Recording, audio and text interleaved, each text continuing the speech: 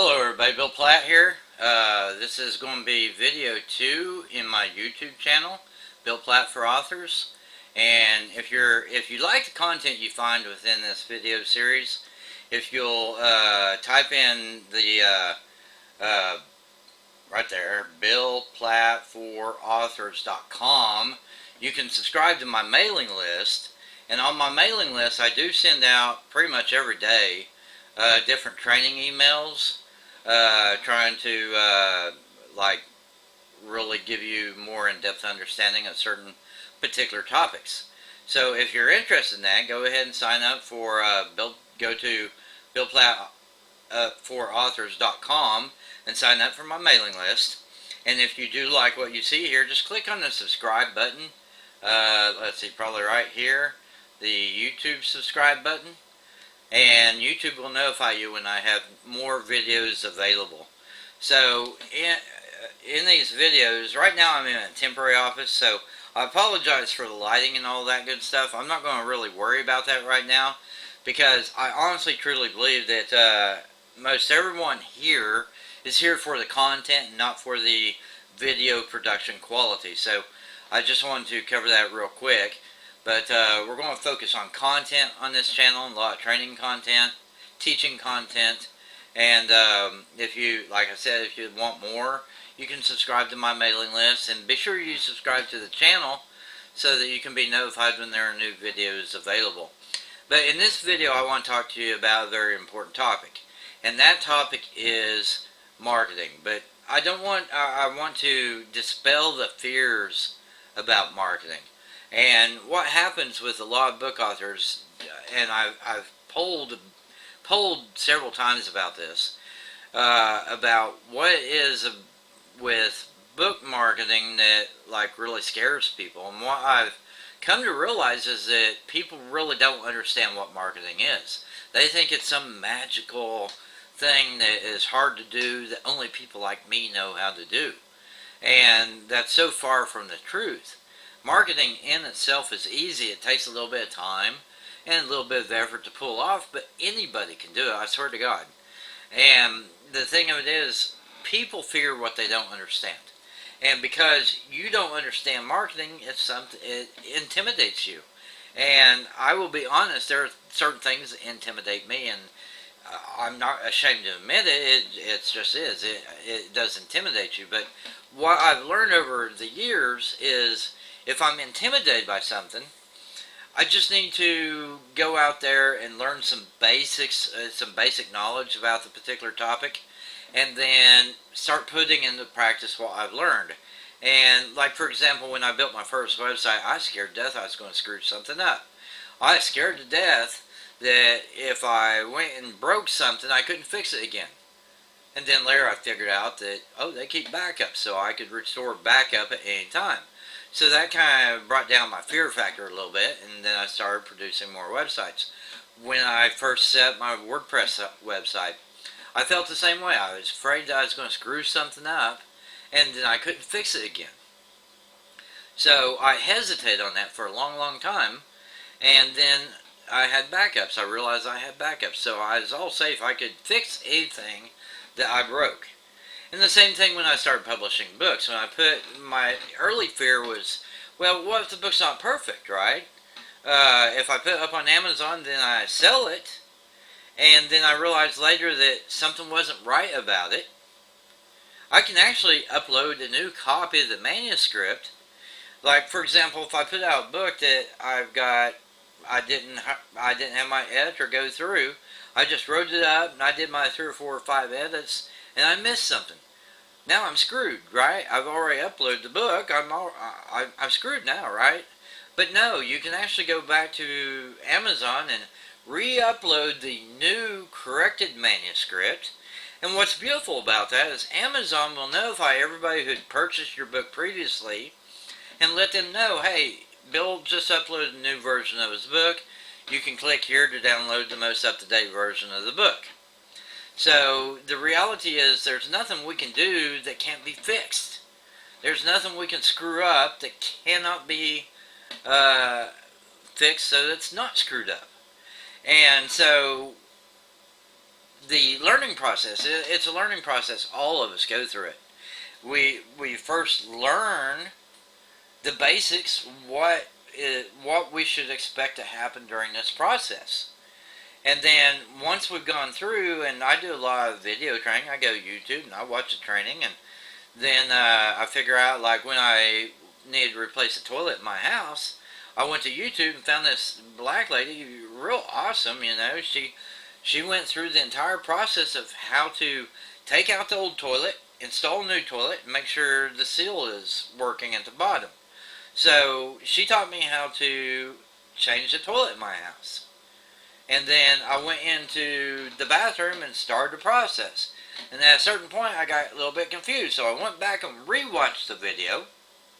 Then I went back and finished installing the toilet. So the process, and now I'm not so much intimidated by the idea of installing a toilet, because now I've been through the process once. And I've actually been through it twice.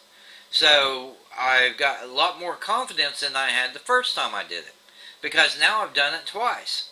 And I've watched the training and I've seen the right way to do it. And then I did it once and did it right. And that gave me more confidence. Then I did it the second time and did it right.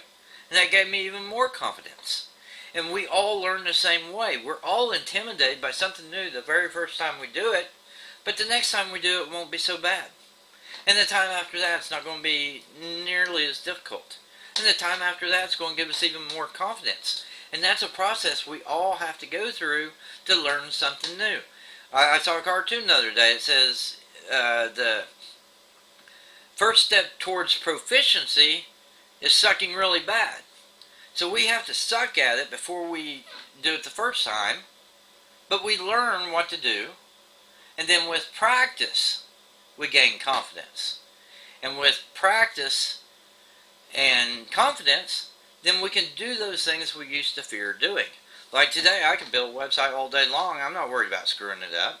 I can install and do all kinds of nifty things with the WordPress blog, and I'm not worried about screwing it up. I've got the confidence there now. I've done hundreds of them. So it's not a big deal anymore. In the same way with my books on Kindle. And I even had the problem when I first did print books on CreateSpace. I was scared to death I was going to screw up the margins and the gutters. But you know what? When you screw it up, you can upload a new version and get it right. And with practice, you gain confidence. And that's what is involved in the marketing thing, is over time we gain confidence. But the first part is learning what you need to do.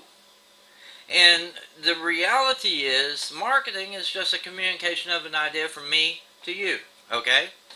So the first thing we do in book marketing, we're just letting people know that our book exists. And then we're letting them know why they should want to read our book. And then we're giving them a link to go see the book. So it's a process. And if you can go down to the local convenience store and talk to the lady behind the register and say, hey, I've got a new book available on Amazon. Guess what? You just marketed your book. The title of the book is XYZ.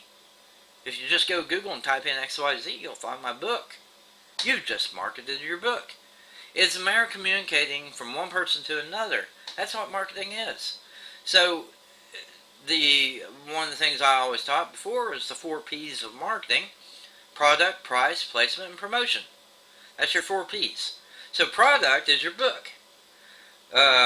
Placement is where you're selling it at. In this case, you're selling your book at Amazon. Price is the price you put onto your book. And promotion is whatever you do to make other people aware of the existence of your book. There's a second thing in sales copywriting, and I refer to it as copywriting, but all it really means, all copywriting is writing up a message about your book that helps people make a decision in favor of purchasing your book, okay? So you need to do a good book description. That's all you're really doing there. And that goes along with the placement of the 4 P's. So placement on Amazon, but also how you describe your book. It's your book description. That's the primary piece of your book listing on Amazon that's going to encourage somebody to buy your book or not. So you got your title, you got your cover, and you got your description. And the description is the most important piece. The title gets attention. The cover gets attention of people who are already browsing around on Amazon. Your description sells the book, okay? So with marketing, one of the formulas we follow is what they call AIDA. A-I-D-A. So it's attention. Get somebody's attention. Create interest in the book that's available. Desire. Create desire to own the book. And action to have people click a buy button and purchase your book. And let me move this just a hair.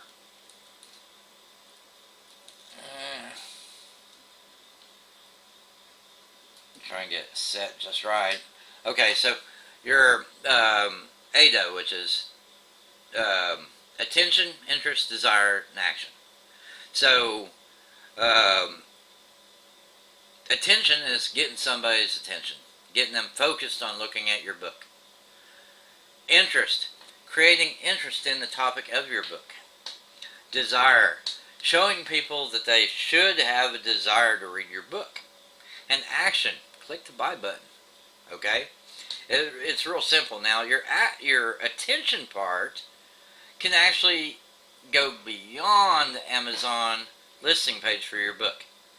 So your attention is, hey, I'm over here, I got a book, look at my book. And so everything we do outside of Amazon is just that. Hey, look at my book. And so we also need to create interest when we're saying, hey, look at my book. And we create interest by telling them what the book is about a little bit. We tease them of what the book is about. So I've got a book that I've just released that tells the story of a vampire and his beautiful bride. So we create interest. If somebody, and what the interest does is it helps you determine your target market. And I'll talk about target market a lot. Some people say, and this is how you really tell the amateurs from the pros. If you ask an amateur who's going to be interested in buying your book, they're going to say everybody who can read, right? But that's not the actual true story. It's not everybody who can read. I can read, and I don't read vampire romance. So I'm not in your target market, okay?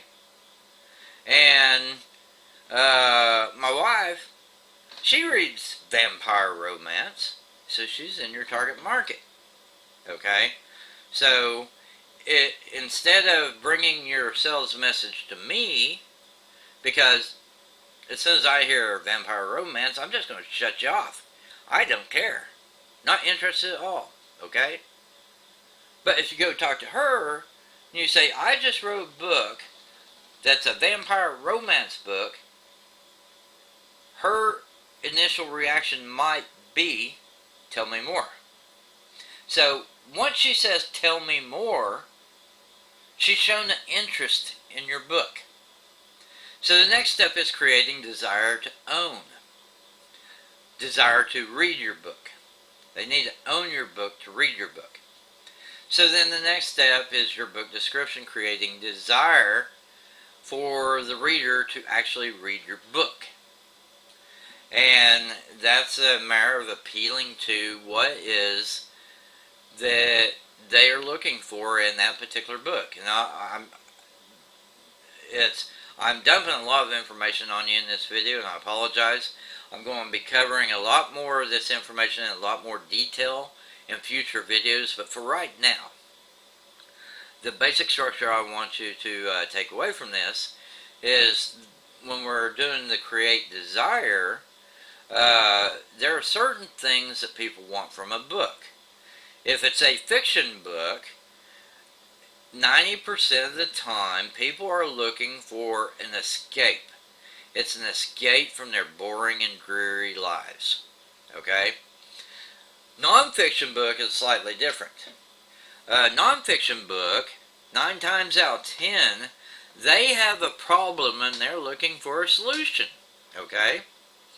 With a coloring book, and I've trained people to do coloring books too, so with a coloring book, we're looking for, there's a couple factors in that. Some people are just looking for pure entertainment. They want to kill 4 hours.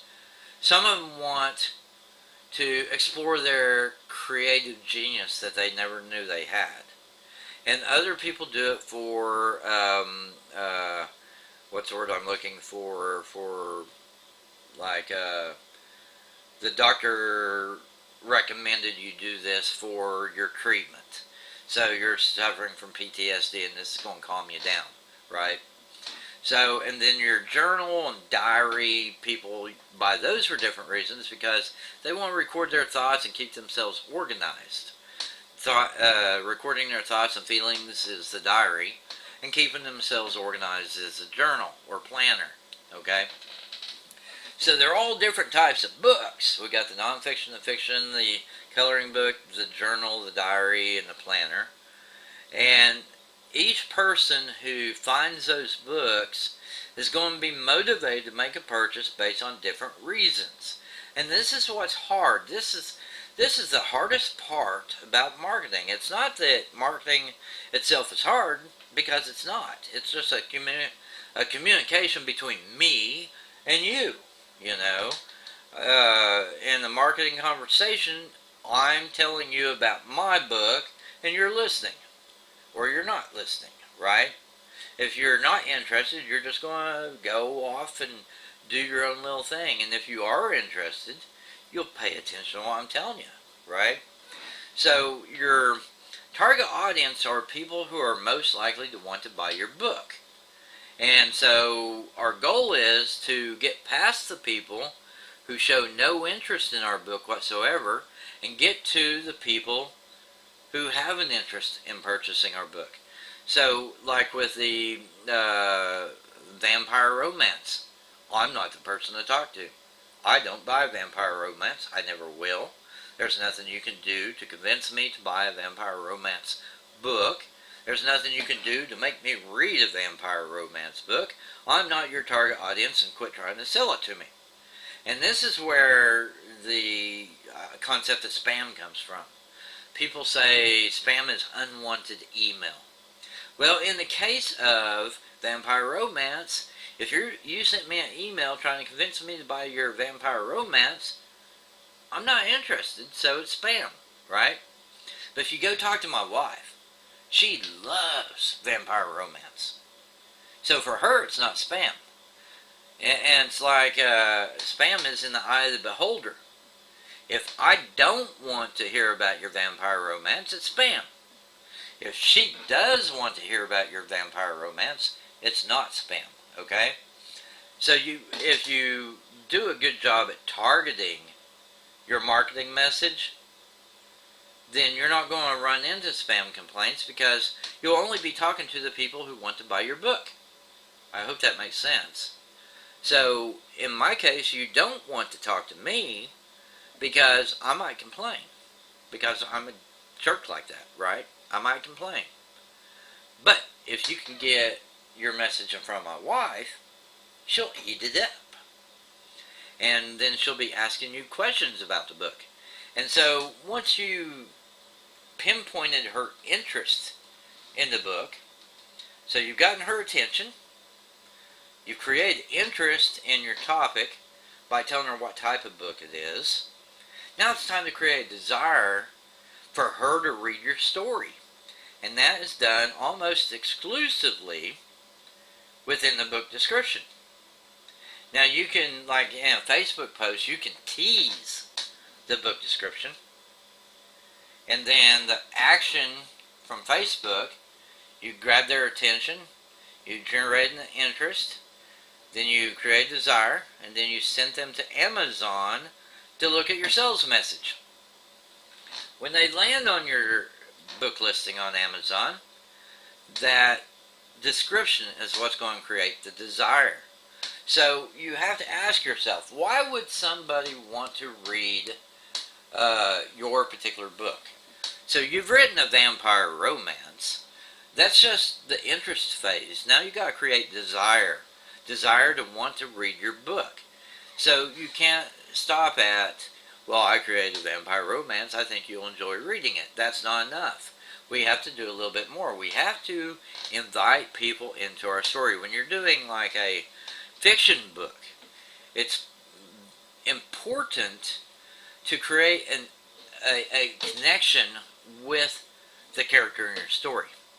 And with Harry Potter, it was a young lad, a young boy, who was being abused at home and just discovered that he is a mighty magician, and he's going off to school to learn how to become a better magician, and he needs to do it to avenge the death of his parents.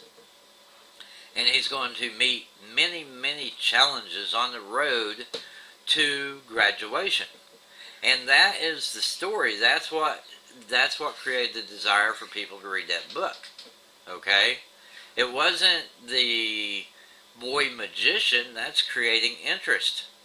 Desire is helping the reader have empathy or connection to the character and the plight that the character faces while reading the story. So it's about how a young man, a magician from a powerful magical family, overcomes his enemies who is trying to kill him so that he can bring peace back to the magic world and in the evil that exists there now. So that's the desire. That's where we're creating desire. When you tell the story, and that's what you got to do. You got to tell a story in your book description that creates empathy and connection to the main character and creates a desire to learn how he overcomes the challenges that he's going to face in his journey. If you can make that emotional connection with the reader between your character, your main character, and the challenges that he's going to face, then you've conquered the desire. You've created the desire that people need in order to want to purchase your book. Okay? So it's a matter of bringing them. You're starting out say you're on Facebook. The very first step is, hey, I got a book. It's about a boy vampire or a boy magician. Okay, so that creates interest. And then you have to do something that creates desire to learn more. So then you say a young man came from a magical family and his parents were killed when he was a toddler, and now this young man is going to have to face the evil of the man who killed his parents. That is the initial create desire, and then you go to the action. Click this link to learn more. Okay? So, hey, I've got a book, to here's what it's about, the genre, which creates interest for the reader, and then you create desire to learn more, and then you ask them to take an action, which is click this link. And that's from social media to your sales page on Amazon. And once again, you have the ADA at work again on your sales page on Amazon. Hey, glad you could come look at my book. This book is about a boy magician, and you reinforce the interest at this point. Now you got to create a little bit more desire than what we created before. Because the first time you were only asking them to click a link. Now you're asking them to buy a book. So one step, both of them are action steps, but one of them just requires a click of a button, and the second one requires them to take out their wallet and throw money at you. Okay? So you have to create a little deeper desire with the book listing than what you did in your social media post. So the social media post, it only had one goal. Well, it had two goals. Get their attention, and get them to click a link. And then when you get to the book listing, it's only got two purposes again. Hey, here I am, here's my book, read about it, and click that buy button over there.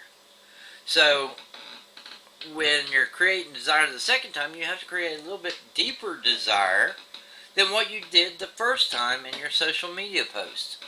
So in your book listing, it's no longer a boy magician whose parents were killed by this evil thing. Then you can get into a little bit more detail about the challenges the boy faces, and he's got to overcome this evil that's taken a hold of the school, and he gets to learn about his magical heritage. And while he's learning to practice his magic, he has to conquer this evil that's standing in his way, something that's trying to kill him. So now you're creating more desire to read the story. And once you create more desire to read the story, the buy button's right there. Click the buy button so you can hear the rest of the story. So that's what you're doing with fiction. And this is why I said, fiction's not my specialty. However, I can teach you a lot about fiction. So that's what I was alluding to there. Like with your book descriptions, I'm very good at that. But when it comes to, because I understand why it is people buy. So I can help you even if you're a fiction writer. With nonfiction, it's, with the exception of like biographies and stuff like that, I'm going to put you on pause and turn on the ceiling fan. Be right back. So with your nonfiction, with the exception of biographies and history and stuff like that, your nonfiction is primarily going to be problem solving. People have a problem and they need a solution. So you have to let people realize that they actually have a problem. So maybe the problem is that your toddler or your 6-year-old doesn't read as well as other kids his own age. So then you have a book for parents teaching them how to teach their child to read and to accelerate their reading skills. So the problem is, your 6-year-old is behind all the other children at his age group. And you are worried that if you don't nip this problem in the bud right now, your child is going to be forever behind all the way through school. So that's the problem. They've got a problem, and it's an emotional problem. This is a problem that impacts them emotionally on a very deep level. Now, here's the thing about human beings. We all have insecurities. All of us have insecurities. I won't tell you about my insecurities, but I have them, okay? So we're all insecure about various things. And we're insecure at different levels. And the people who are looking at a nonfiction book, a problem solution book, have an insecurity. They are insecure about a particular problem that is impacting their lives. So in the case of the parent who has a 6-year-old who's behind reading level at school, that parent's insecurity is, I'm afraid for my child. I'm afraid my child will be behind all the way through the school year unless we nip this problem in the bud now. I'm insecure that my child will be left behind the other children. I'm insecure that my child's not going to have the best life that I can give to him because he is having a hard time learning how to read. So that's my insecurity. And the solution is the reason why they're buying your book. And you need to be convincing You have to build trust that I'm the guy who can help you, help your child, and this is what we're going to do within your book, within my book, and this is going to be the outcome of your having gone through the training. So the problem is your child is behind the other children of his age in school as far as his reading level. And with my experience working with children, I can help you solve the problem of a child who's struggling to learn how to read. And we're going to do it by going through these steps. And because you've gone through these steps with me, the end result is going to be that your child is going to catch up with the other children his age and probably even pass the other children of his age. So you've got a problem, you've got I can help, I'm competent to help you. Then you've got, this is how we're going to do it, the process. And then this is the benefit to you if you purchase my book. I'm going to teach you how to teach your child to get him up to speed, not only to get him up to the reading level of kids his own age, but to help him excel beyond what kids his age are able to do. So it's a problem solution. And we address in our book description the problem solution. Now, one of the ways that, and here's the thing that people kind of turn their nose up to writing sales copy. Sales copy is nothing more than presenting the solution that you offer in a way that helps people make a decision in favor or against your book. You're not looking to force people to buy something they don't need. That's important. You got to understand that. We need to focus on helping people who really need our help. So instead of, when you write your book description, instead of saying this can help every child who's ever walked on the planet, we narrow it down to the exact child that we can help with our book. So it's not being deceptive if we said we can help every child on the planet. That is kind of being deceptive because you really can't. Your training is focused on this one particular problem that is giving the parents grief. Okay? So you have to use your description not only to qualify the people who want to buy your book, but disqualify also the people who don't need to buy your book. Okay? So you qualify and you disqualify. And that's what a good description does. So a good description says, okay, if your child is having problems reading and he's behind his age group and he's at this age group now, we can help you. But if your child is older, maybe your child's 9 or 10 instead of 6, then this book's not for you because this is geared for 6-year-olds. Okay? So by defining who it's for, the 6-year-old, and explaining it's not for the 10-year-olds, we're disqualifying the people who have children who are 10 years old. So that's what great book description does. So we're not forcing people to buy a book they don't need if they're not qualified to read it. So we focus on what our book actually is. Then we focus on helping people feel the pain.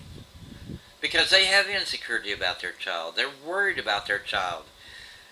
And until they emotionally connect your book as being a solution to what is that scares them, they're not interested in buying your book. So you have to make that emotional connection with the reader. That not only is your book going to help them, your book is it's made specifically for them. They have a problem. Here's that problem. We can help you. And this is how we're going to do it. And this is why you want to buy our book, because the why you want to buy comes down to you're going to be thrilled to death after going through this book and applying this training with your children. You're going to be thrilled to death that now your children are reading at grade level. Okay? So that's a benefit. Now you don't have to worry about your child being behind. Benefit. Now, your child will excel in his school studies. Benefit. Now, you don't have to sweat whether your child is going to grow up and be further behind all of his classmates, which will lead him to having a much better life. Benefit. Okay? So, we've explained to him how they are going to benefit. Now, a lot of people talk features, advantages, benefits. Features, advantages are basically the same thing. Then benefit is a separate thing. And for the longest time, I had real difficulty understanding this.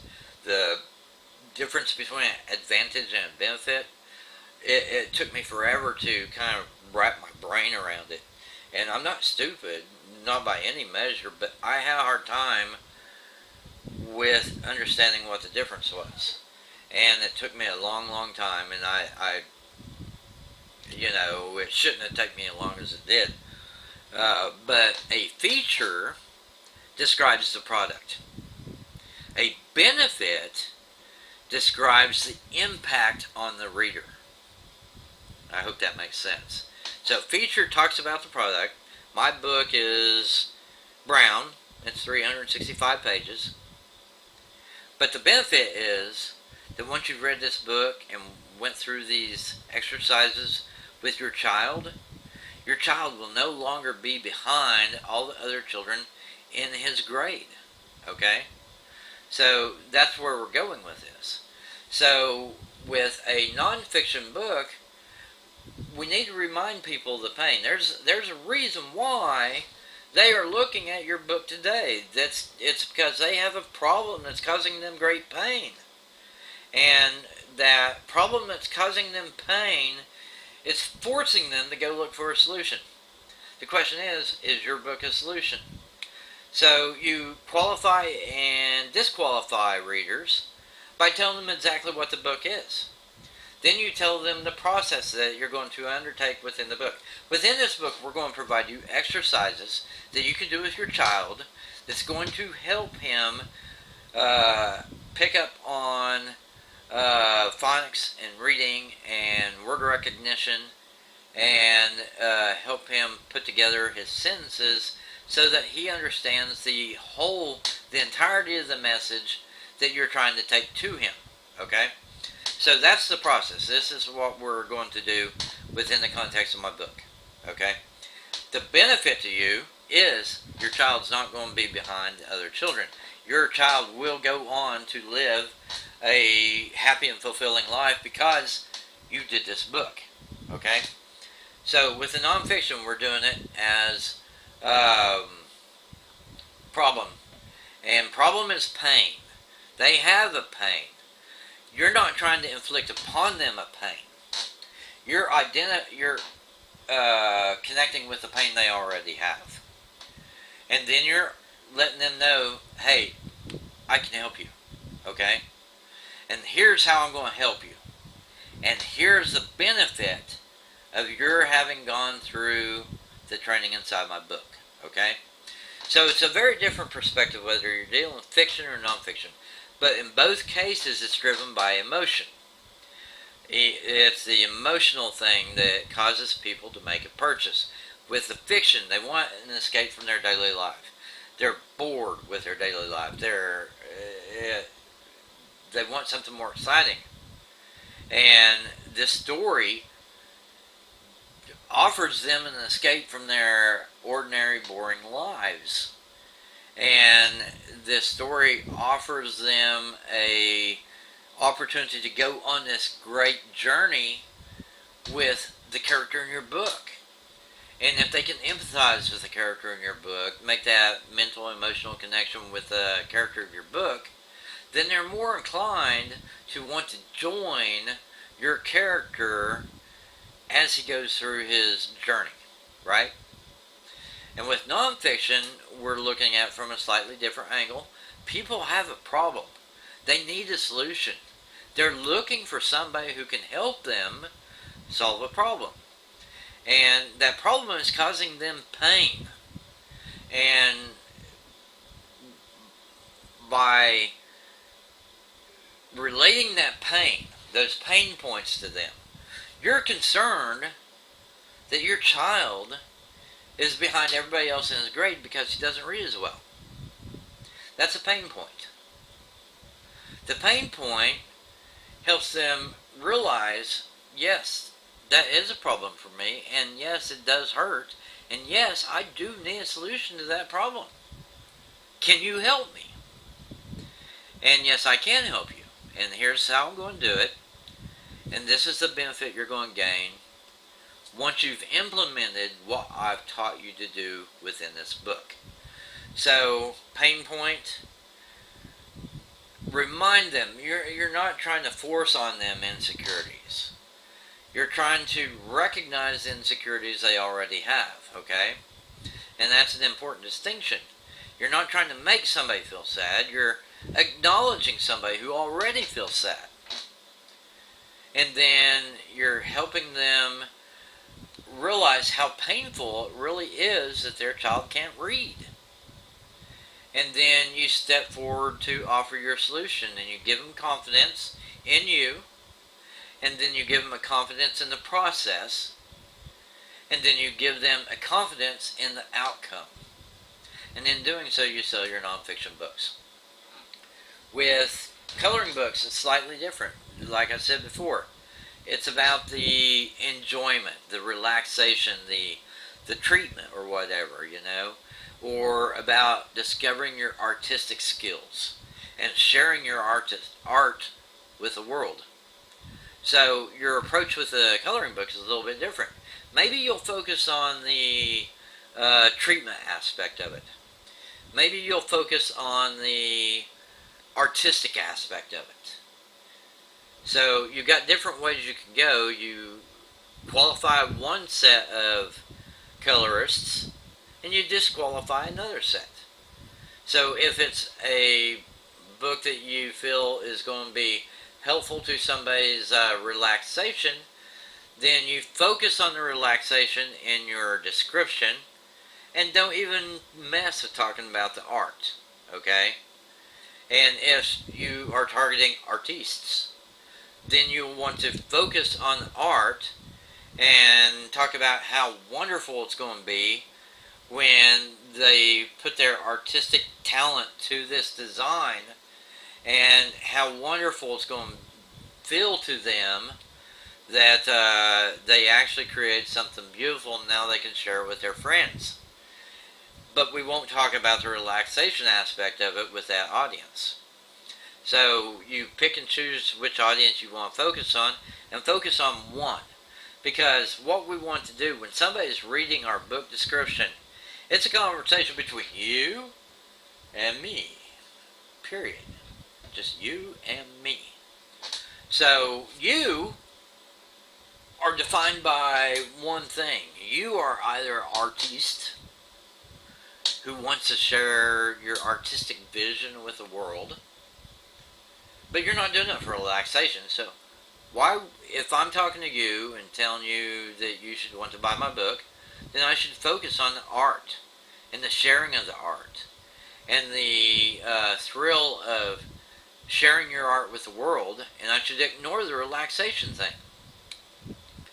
But if my target audience is the people who are doing this as part of PTSD therapy or whatever, or ADHD therapy, then I want to focus on those things and ignore the art.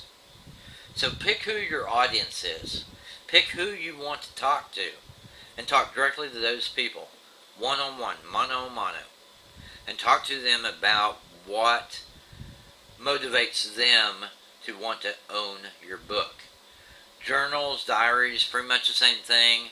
Everybody's motivated by different things. So you present your book to them in a way that qualifies your perfect customer and disqualifies your unperfect customer.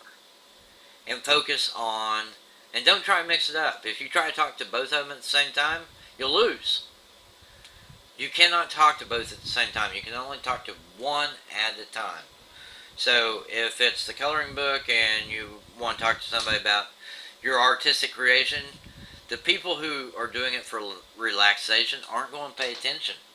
And if you say, well, you can do artwork with it and you can relax with it, then nobody's interested, because it's not, this book wasn't made exactly for them, because it's trying to be too much. Instead of just being a way for me to express my artistic talent, it's also a therapy book, and that kind of defeats my purpose, because I don't care about therapy. I want to share my art with the world.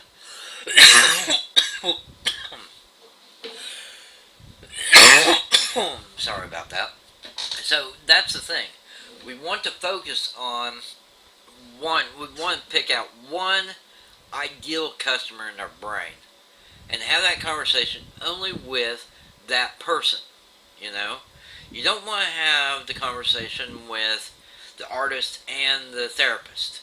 You want to decide, am I doing the coloring book for therapy or am I doing it for art?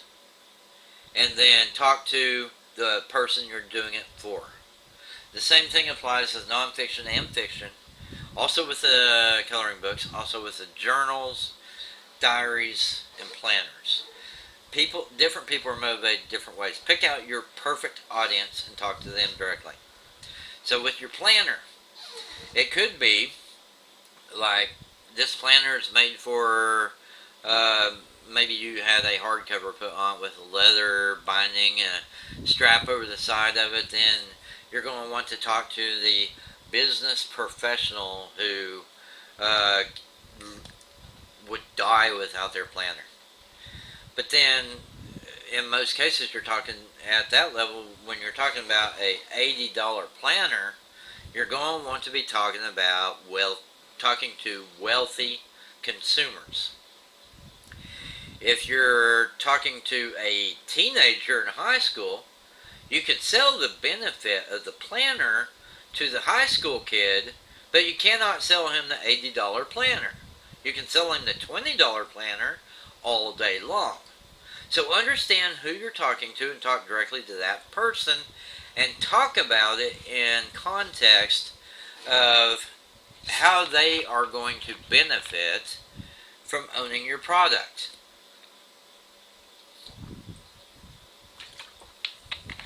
So when you're talking to the high school kid, you want my journal because it's going to help you keep your school day organized. It's going to help you keep track of your friends' cell phone numbers and your friends' email addresses. It's going to help you keep track of your assignments for this week. These are benefits for the high school kid. The college kid, pretty much the same thing, except at a higher level of acceptance. So not only are you keeping everything in order, but you're keeping track of your short-term projects and your long-term projects. Okay? Then when you get into the business world, you have to keep track of your client base, your target audience, the people you work with to deliver whatever it is you deliver.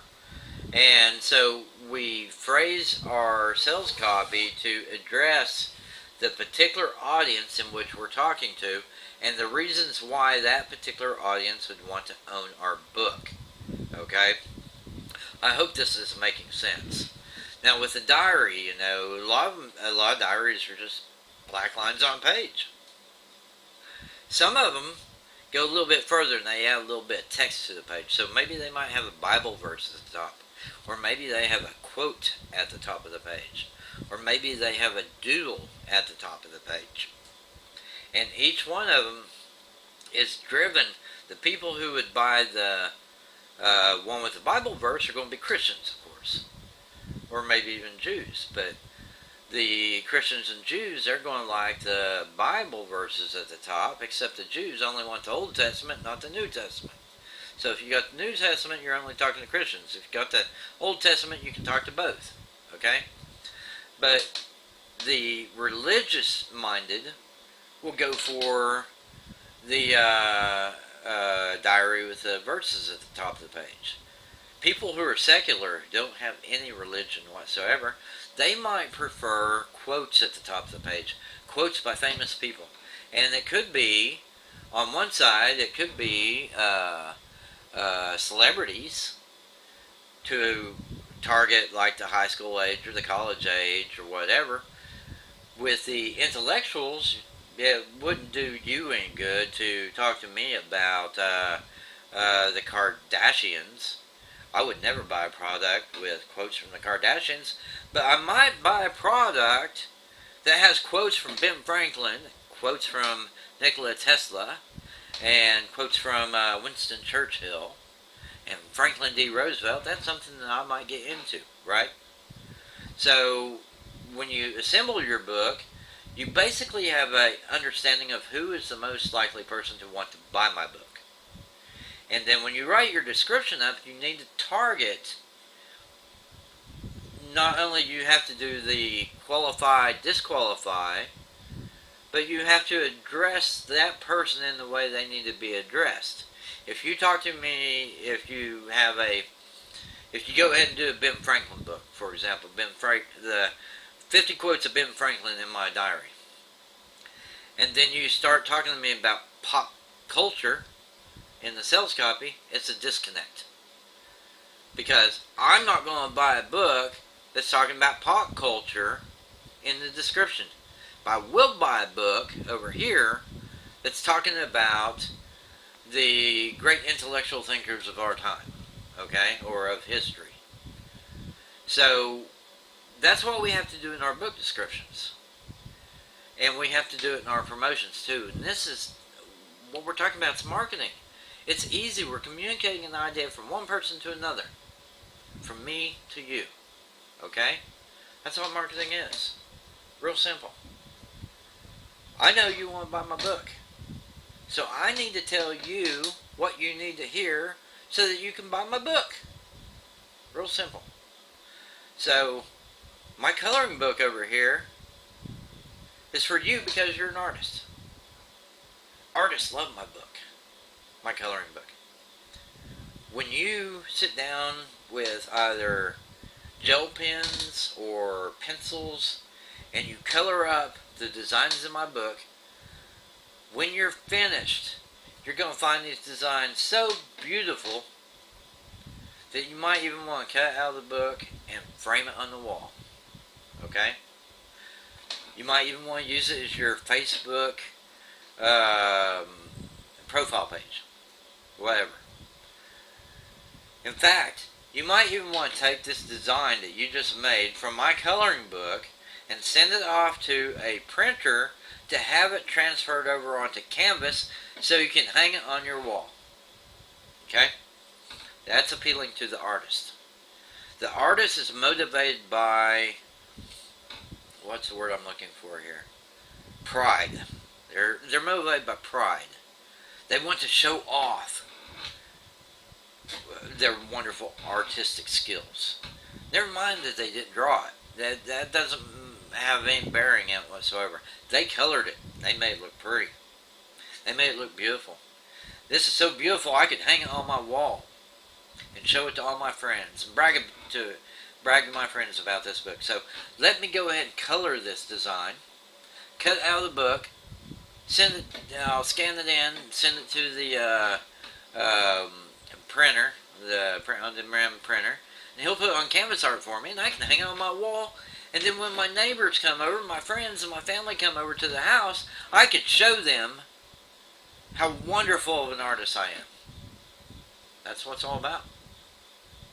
Pride. Look at me. I'm awesome. The person who's doing it for therapy, they don't care about that. It's not about pride or bragging rights. They're doing it because it helps them with a problem that they have. Maybe I'm fidgety, so this helps me focus my mind so I'm not fidgety all the time. Maybe my I'm getting old, my brain's going, and I don't have the focus I used to have. This coloring book will allow me to fine tune my focus to a degree that I don't have to worry about my mind slipping away anymore. I can recover my mental capacities. That's therapy. That person does not care about hanging it on their wall. That person cares about the benefit that's going to accrue to them, because once you sit down with the intricacies of my design and start coloring it, and you'll find that you have to focus, and that focus is going to enhance your thinking capacity. It's going to help you get back your memory. It's going to help you do whatever. It's going to help calm your nerves. It's going to help you stay bare focused. It's going to help you retain your mental capacities for the next several years. These are the benefits that they're looking for. They don't care about the art on the wall. They're worried about this thing. They're trying to fix it. It's going bad. They need to fix it. And they need your help. And your book, if it's done well, your book can help them do that. Okay? The fiction book. They're looking for an escape from the dreary, boring, ordinary life. Work is boring. They hate work. That witch that they work with. Can't stand that woman. She drives me nuts. She's my boss. I have to put up with her, but she drives me bonkers. So let me come home and invest myself in a great book and a great story so that I don't have to think about that witch at work. Okay? Nonfiction. They have a problem. That problem is causing them great grief. They need somebody to help them solve that problem. You, as the book author, you have the capacity to help them with that problem. But you have to tell them. You have to remind them. This is the problem that you're experiencing. I can help you with that. I'm good. I'm awesome. I'm brilliant. You have a problem. I can help you fix it. And this is how I'm going to help you fix it.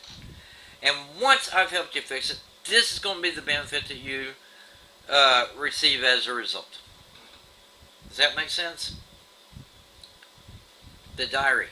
You know.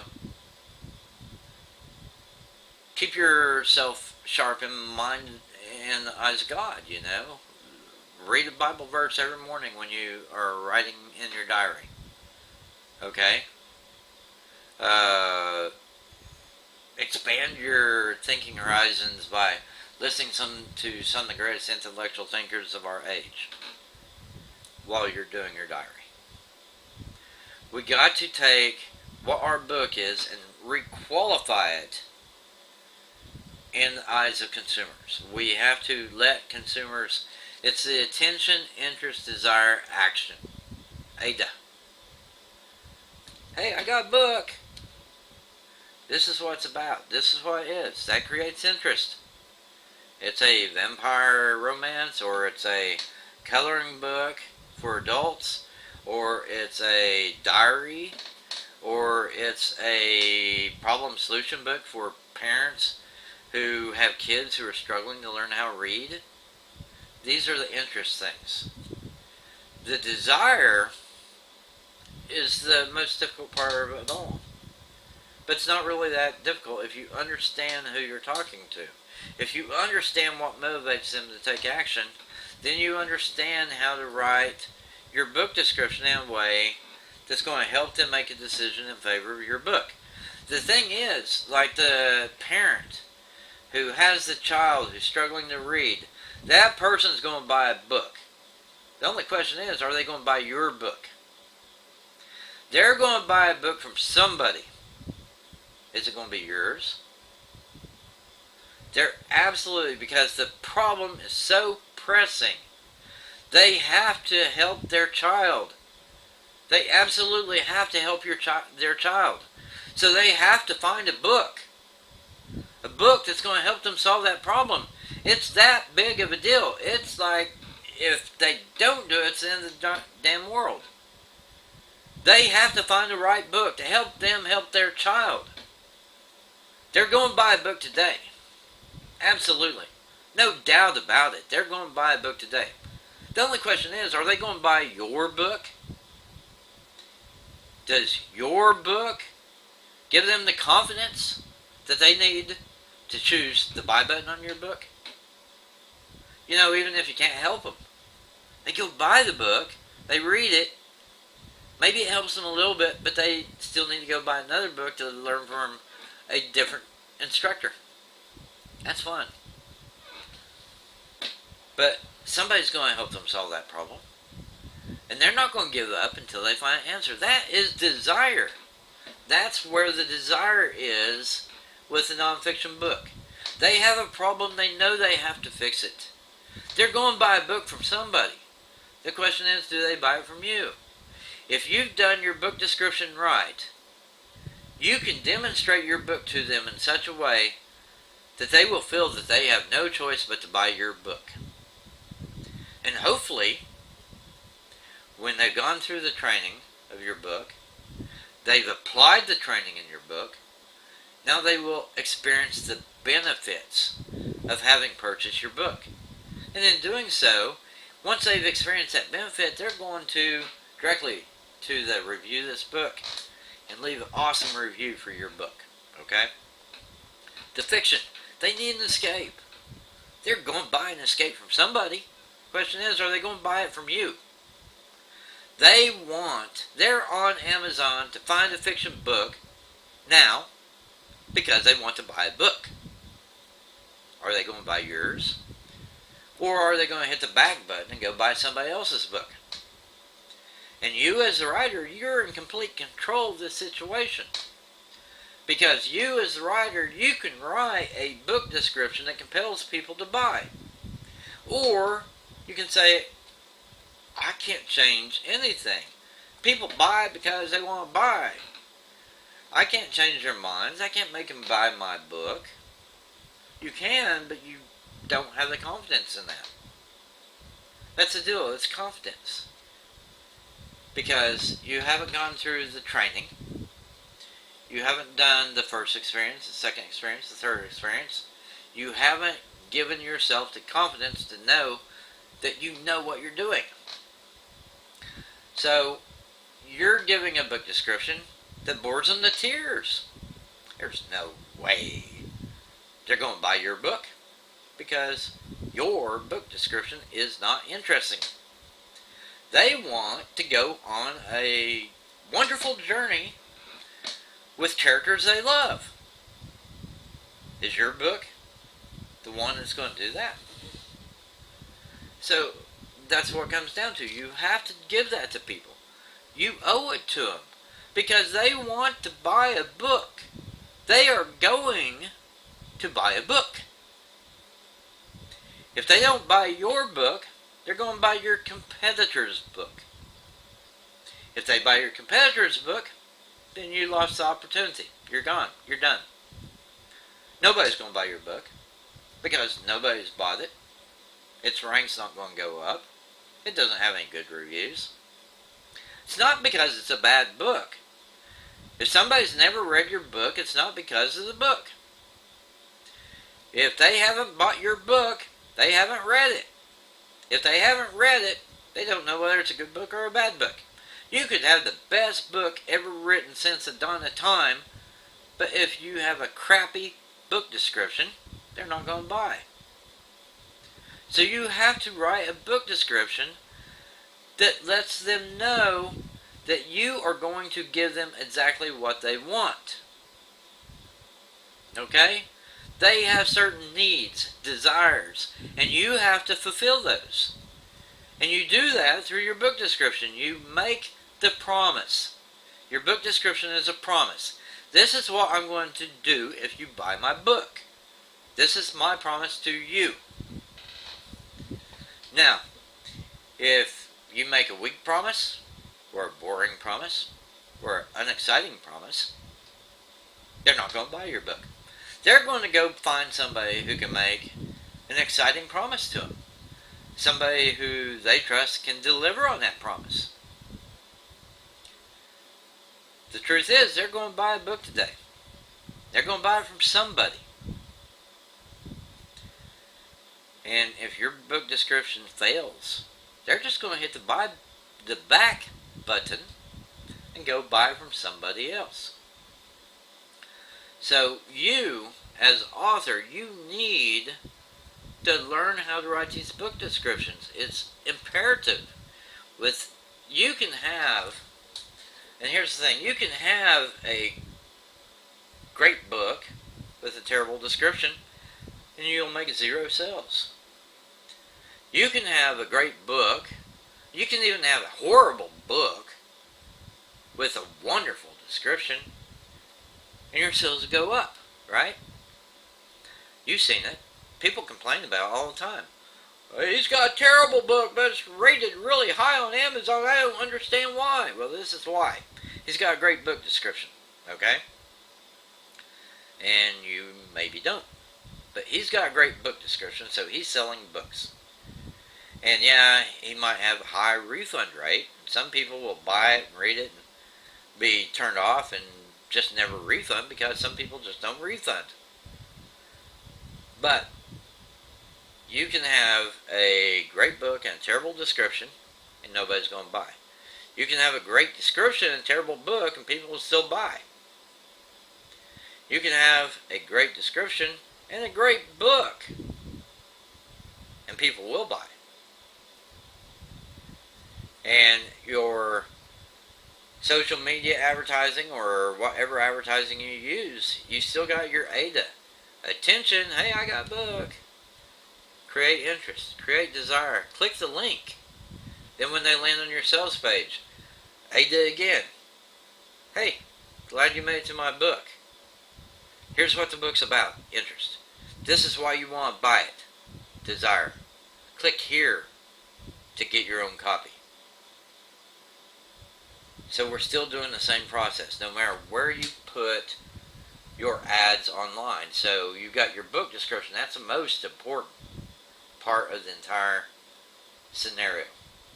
And then you got your ads, and whether it's Twitter ads or Facebook ads or Pinterest ads or YouTube ads or whatever the case. Maybe you bought an ad in somebody's newsletter, or you buy an ad on somebody's website.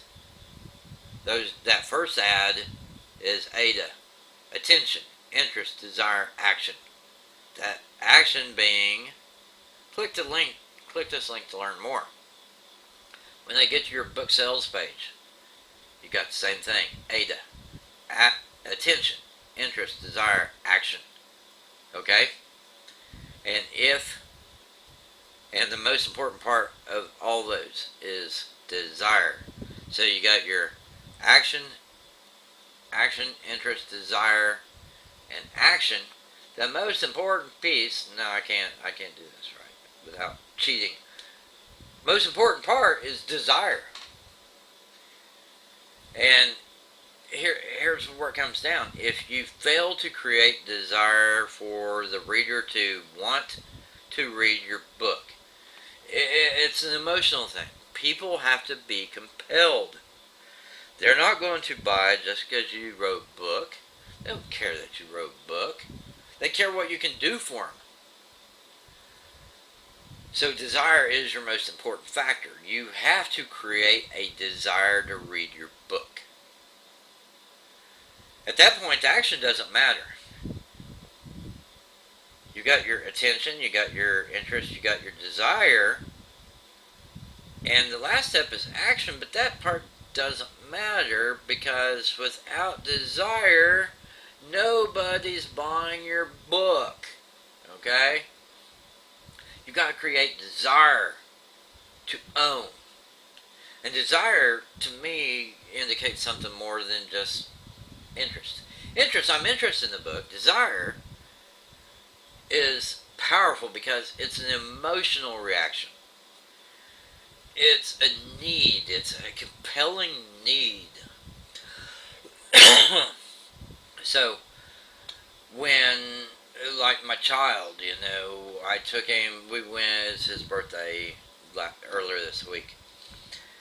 He had to get my attention and say, "Daddy, are you going to get me something for my birthday this year?" Yeah, yeah, going to get you something. So this is what I want, Daddy.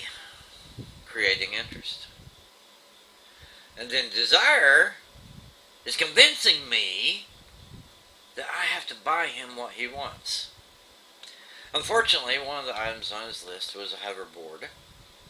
Hell will freeze over before I buy my hoverboard. Maybe because I'm a jerk. Maybe because they're expensive. Maybe because they used to be dangerous. But I'm not buying him a hoverboard. But I still had the desire. I had the desire to give him something he really wanted for his birthday. He gave me a shopping list of 4 items. He got 3 of them. So he got 3. The only thing he didn't get was the hoverboard. Everything else he asked for he got. Because I wanted to give that to him. I had a strong desire to give him what he wanted. Because last year we bought him what we thought he wanted. And he played with it for 2 days and never played with it again. And last year, and here's the thing that's annoying about that. Last year, we bought expensive gifts. So we spent like $100 just on one gift last year. He played with it for 2 days. So we had the desire to give him exactly what he wanted this year. So we wouldn't waste that money. So the desire has to be there because it motivates people. It motivates people to take the action you want them to take. And so in that case, in the case of my kid's birthday, or in the case of your book on Amazon, action is click here to buy my book. You don't actually even have to say it. Because if you create enough desire, it doesn't matter. They're going to buy it. People want to buy your book. That's why they're looking at your sales page. If your book description creates a desire to own, in the case of nonfiction, desire to solve the problem, desire to get rid of the pain, desire to experience the benefit. Fiction book, desire to follow along with this character because this character sounds like somebody I would like. Desire to see the character through all of his multitude of challenges. Coloring book, desire to hang a beautiful photo on your, beautiful illustration on your wall, or a desire to have the proper therapy to fix your brain. Or the diary, the desire to be enlightened while you are scribbling in your book. Or the planner, the desire to keep your life organized and experience the benefits of keeping your life organized by never having to forget another appointment. When we create that desire, telling them to buy doesn't really matter anymore because once the desire is there, they are going to buy. Period. So you gotta get their attention. You gotta create an interest in your topic. You gotta create desire. And you gotta ask them to buy your product. But if you do the desire, then everything else falls into place. Okay? So I've covered in this what marketing is. It's a simple communication between me and you. Or, in your case, between you and your future readers. And the thing that a lot of people kind of fail on, they think there's a couple factors in play here. And I've gone a little bit longer than I wanted to with this, but I won't finish this. The the thing with uh,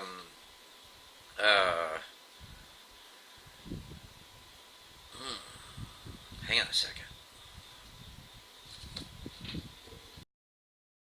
The thing is that people fear marketing. They fear it. It scares the pants off of them. And people fear what they don't understand.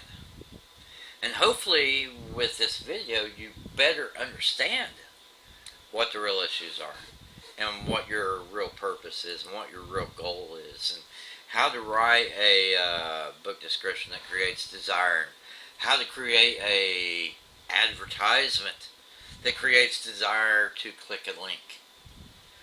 It's a micro agreement the first time when you do social media or whatever advertising you do. It's a micro agreement because you're not asking them to take out their wallet. You're asking them to click a link. But you do have to create desire to click the link. Okay? And then you have to create desire to own the book. But people fear this. They fear marketing because, one, they don't understand it. And hopefully I've resolved that part of it within this video. But the second part is that they fear it's going to take too much work. And if you were to cut corners anywhere in the process, I'd say cut the advertising. But invest in your book description. Because without the book description, it's like I said a while ago, a great book with a terrible description isn't going to sell. A terrible book with a great description is going to sell. And if you can match a great description with a great book, the sky's the limit. So invest in your book description. Make sure that you tell a compelling story to your future readers. And understand, you're not trying... Sales copy, we're not forcing anybody to buy what we're selling. We're not. We're enabling them to buy what they already want to buy. And that's key here. People already want to buy a book. They want to buy a book from you or your competitor. They don't care which. But if they're looking at your page, then they're just as likely and more likely to buy from you than they are to buy from your competitor. They are going to buy a book, period. The only question is who they buy it from. So make the case for your book. Tell them why they should be interested in your book. That's interest. Create a desire to own your book. And then trust that they're going to click the buy button. So marketing is communicating with your future readers. Your future readers want to buy your book. And we can say, and as I covered in the last video, there are things we can do to trigger the Amazon algorithm so that they will advertise our books more. But even if you don't fire up the Amazon algorithm, you're still going to get a few sales along the way. A few people are going to find your book along the way. But in marketing and sales copywriting, everything we do is a numbers game. So if I get 100 people to look at my book offer and 11 people buy, that's an 11% conversion rate. If you have 100 people look at your book and only one person buys, a 1% conversion rate. So the difference between your 1% conversion rate and my 11% conversion rate is 11 times the number of sales. I want all my books to convert at least 10% conversion.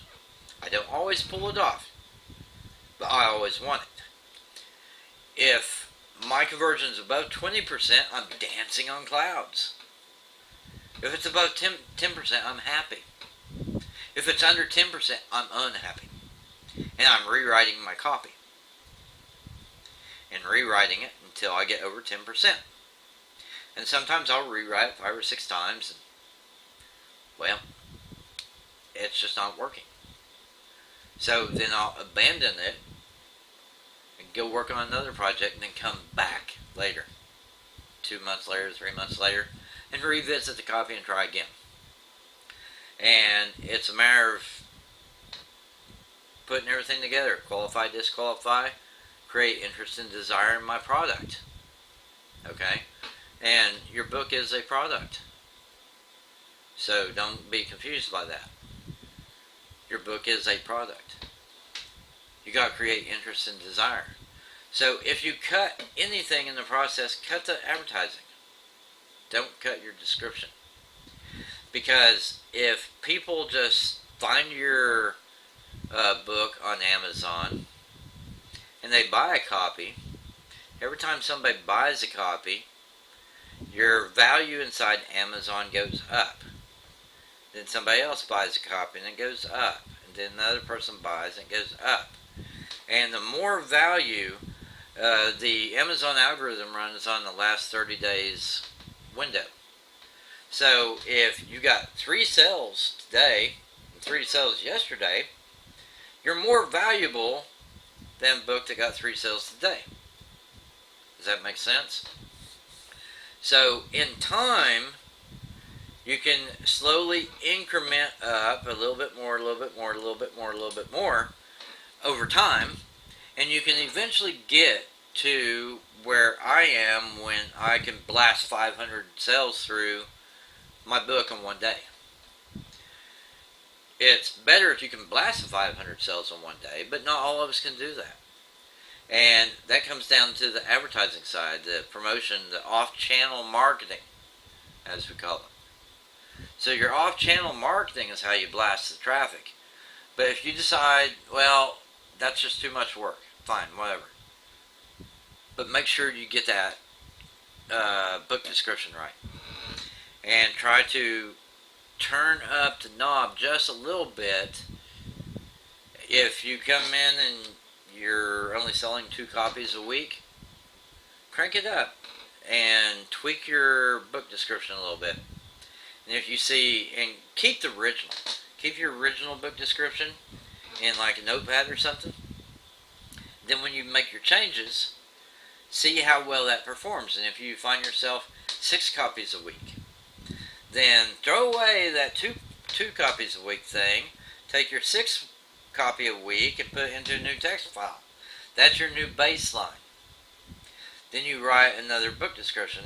If it goes up, then get rid of the old one. If it goes down, then take that old one and put back in there, and then tweak it again, and see if you can get to go up. You want your copy to go up and not to go down. But you have to keep your baseline copy in a separate file so you know where your starting point is at each step. So work on your book description. If you have to write it 30 times, write it 30 times. Right? Take incremental improvements. That's the only thing you ever have to do. But I do encourage you to look at marketing off channel, because you can replicate the ADA approach on Facebook or on YouTube or anywhere. Attention, hey, I got a book. Pay attention to me. Interest, it's about this. Desire, create real desire in your book. And action. Ask them to take an action. Click here to learn more. That's all we're doing with marketing. We're repeating ADA. It's ADA on the sales page and ADA on our advertising. One leads to the other, and the other leads to a sale. Okay? And I hope, I've been saying this stuff for years, like decades. And I hope my goal was to take what seems to be a very complex idea and narrow it down to something that everybody can understand. And I hope that's what I achieved with this video. So thank you for tuning in. My name is Bill Platt. And if you want to get on my mailing list, let's see, there it is. BillPlattForAuthors.com. Go to BillPlattForAuthors.com. You can sign up for my mailing list. And let's see, right about here is that YouTube subscribe button. So just click on that YouTube subscribe button, and every time I put a new video up, YouTube's going to send you a message. So thank you very much. My name is Bill Platt. Have a great one, everybody.